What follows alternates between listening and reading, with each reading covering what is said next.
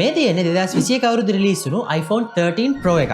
මේක ඒ කාලේ රුපියල් 3,50,000ක් විතර වුණා. හැබැයි දැන් මේකට රුපියල් 1,25,000 1,45,000 අතර මුදලකට මිලදී ගන්න පුළුවන්. ප්‍රශ්නේ තමයි මේ ස්මාර්ට්ෆෝන් එක තාමත් 2026 අවුරුද්දට ගැලපෙනවද? මේ වීඩියෝ එකෙන් අපි මේ ස්මාර්ට්ෆෝන් එක ගැන හොඳ නරක ඒ වගේම මේ ස්මාර්ට්ෆෝන් එක තව අවුරුදු කීපයක් පාවිච්චි කරන්න ගැලපෙනවද කියලා කතා කරමු.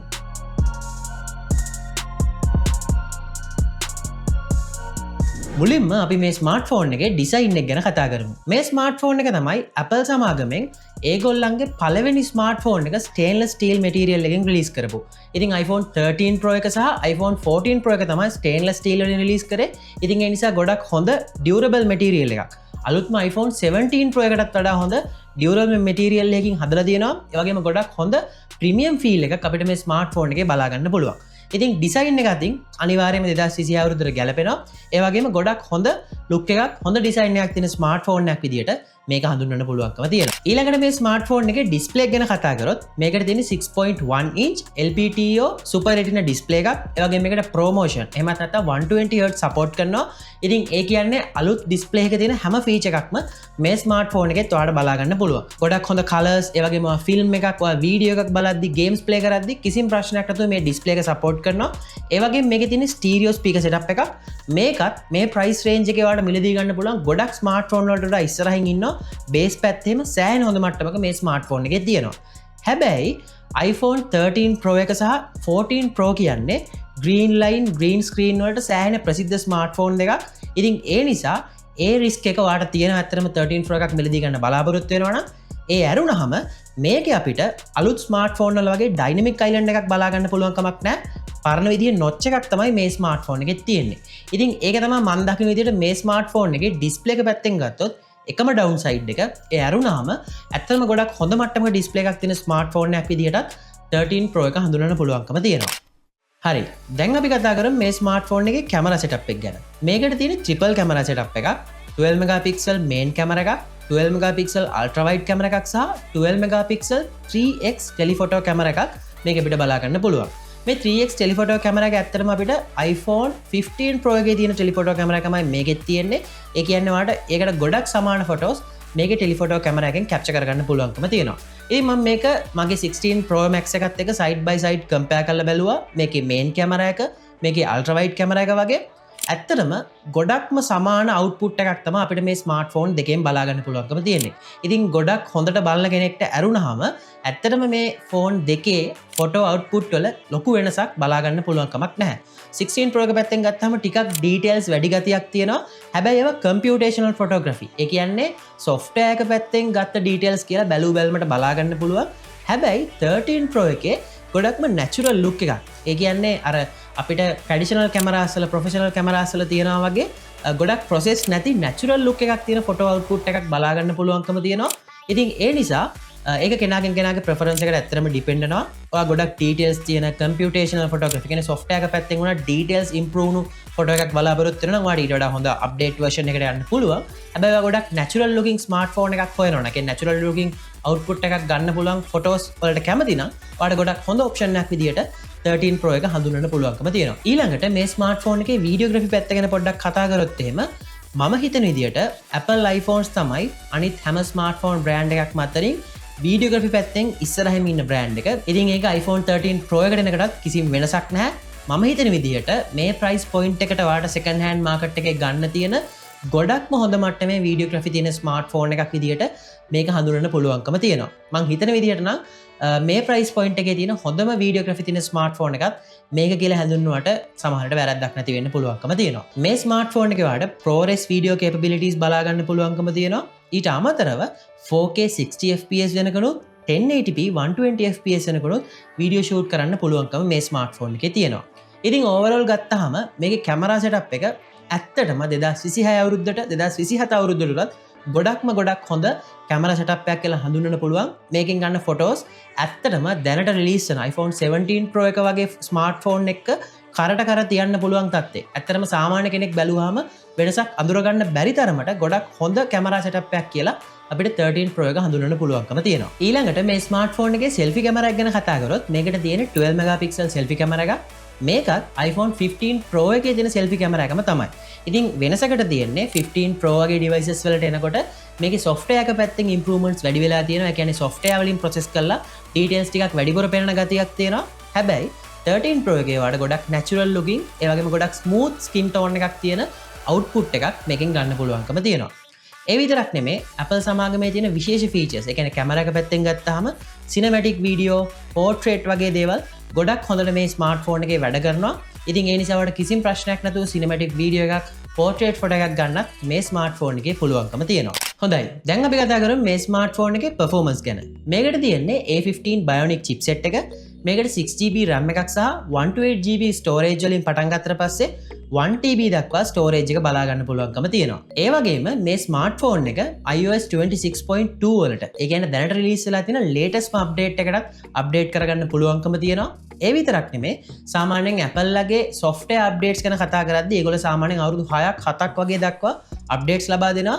ඒ නිසා වට 2027 අවුරුද්ද වෙනකන් මේ ස්මාර්ට්ෆෝන් එකට updates, major software updates ලබා ගන්න පුළුවන්කම තියෙනවා. ඉතින් මේ ස්මාර්ට්ෆෝන් එකේ performance ගැන කතා කරද්දී මේක iOS 26 වලට update කරලා තියෙන්නේ.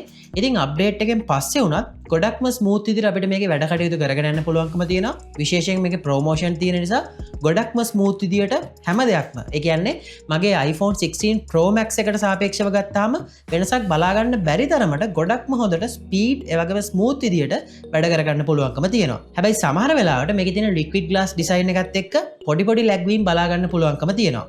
ඒ වගේම මේ ස්මාර්ට්ෆෝන් එකේ thermal management පැත්ත ගැන කතා කරද්දී ටිකක් දුරට මේකේ thermal management අඩු මට්ටමක තියෙනවා කියලා තමයි සඳහන් කරන්න පුළුවන්කම තියෙන්නේ. මොකද මේකේ සාමාන්‍යයෙන් අපි game එකක් play කරද්දී ටිකක් heavy task එකක්, ඒ කියන්නේ අපි video එකක් render කරනවා වගේ දේවල් වලදී ටිකක් වැඩිපුර heat වෙනවා බලා ගන්න පුළුවන්කම තියෙනවා.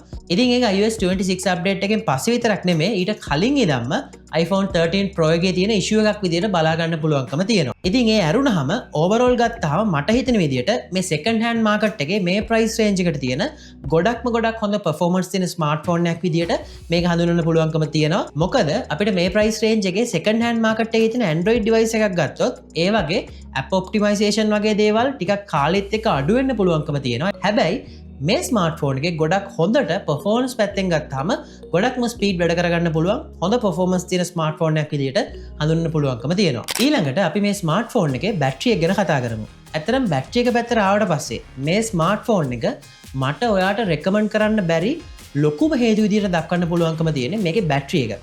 ඇත්තටම මේකට තියෙන්නේ 3095 mAh තරම් පොඩි බැටරි කැපැසිටි එකක්. ඒ වගේම iOS 26 එකේ තියෙන liquid glass design එකත් එක්ක සෑහෙන ලොකු බැටරි කන්සම්ප්ෂන් එකක් අපිට මේකේ බලා ගන්න පුළුවන්.